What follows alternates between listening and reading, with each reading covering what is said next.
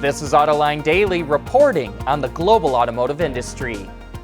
A few days after announcing plans to expand production of its big SUVs, Ford is revealing more manufacturing plans for North America.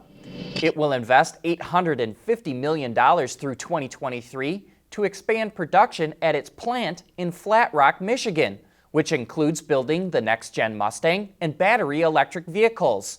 The company will also begin assembling autonomous vehicles at a new facility in southeast Michigan starting in 2021, but it did not say where it will be located. And that same year, Ford will start production of the next-gen Transit Connect in Mexico.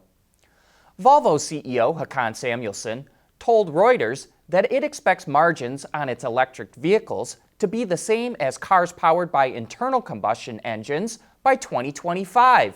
He said reduced costs for EV components and falling margins on traditional vehicles will help Volvo hit that goal. It also recently announced it will lower the top speed of its vehicles as a way to improve safety. And now Volvo's going after distracted and drunk drivers. The automaker will install in-car cameras and other sensors that monitor the driver and allow the car to take over if the driver does not respond to warnings. The system could limit the car's speed, alert the Volvo on-call assistance service, and as a final course of action, actively slow down and park the car. Volvo will start to roll out the system in 2020. And speaking of safety, due to their high seating position, big trucks can make you feel very safe. But the IIHS says most pickups need better passenger side protection.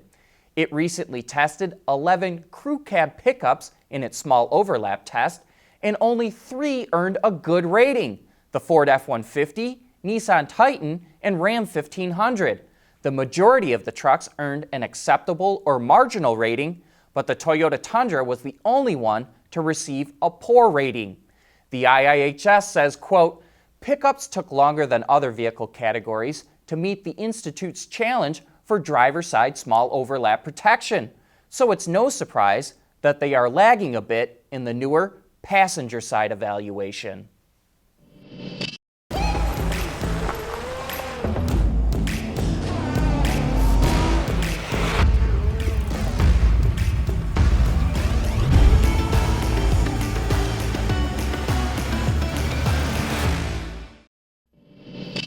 We just got a chance to drive the 2019 Chevy Blazer, and since it's an all-new vehicle, we thought we'd share some of our impressions. When it comes to ride and handling, Chevy nailed it, and you know it in the first 100 yards of driving. The Blazer is also impressively quiet on the highway, and we found the optional 3.6-liter V6 to be surprisingly responsive. And here's something we found kind of clever. Puddle lights normally shine down from the side view mirrors, but on the Blazer, it shines down from the rear bumper, more towards the driver's side. It's actually marking where you need to kick your foot to open the hands-free liftgate.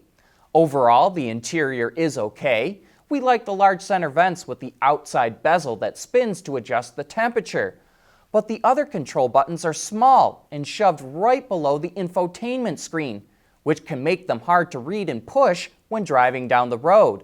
And as a taller person, I found the bottom seat cushions to be too short and not very supportive of my legs. Our test vehicle was a bit pricey at nearly $47,000, but we think your local retailer will be ready to make a deal.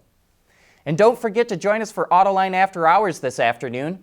We'll be taking a dive into the glory days of General Motors with Greg Wallace, who used to work at the company's Heritage Center. That's today at 3 p.m. Eastern Time on our website and YouTube channel.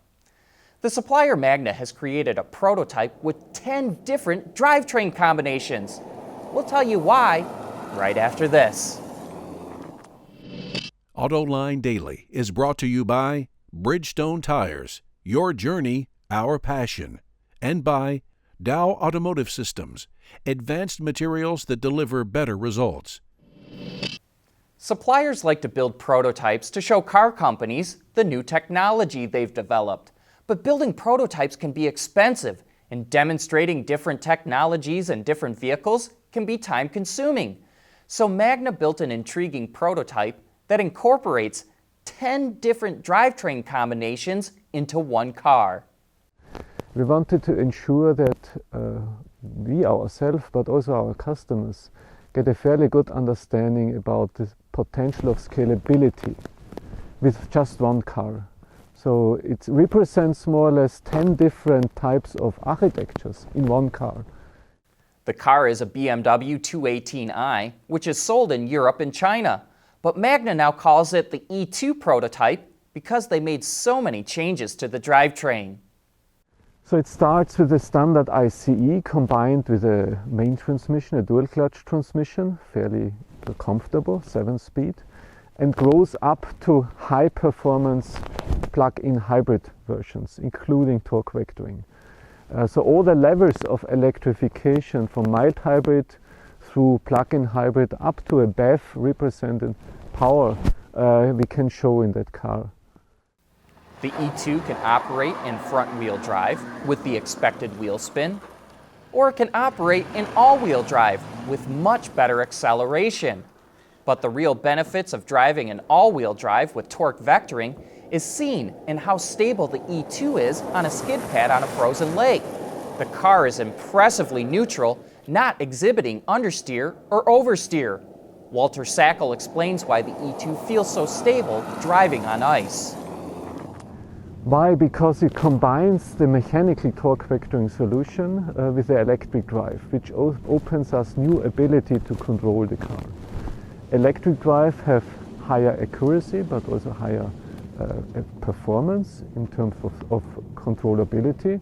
And that combined with the torque vectoring style gives us a real asset in the future ability of providing fun to drive to the customer. Magna's strategy is to demonstrate modular and scalable technology. It can keep adding modules to get different powertrain solutions. But that wraps up today's show. Thanks for watching, and please join us again tomorrow.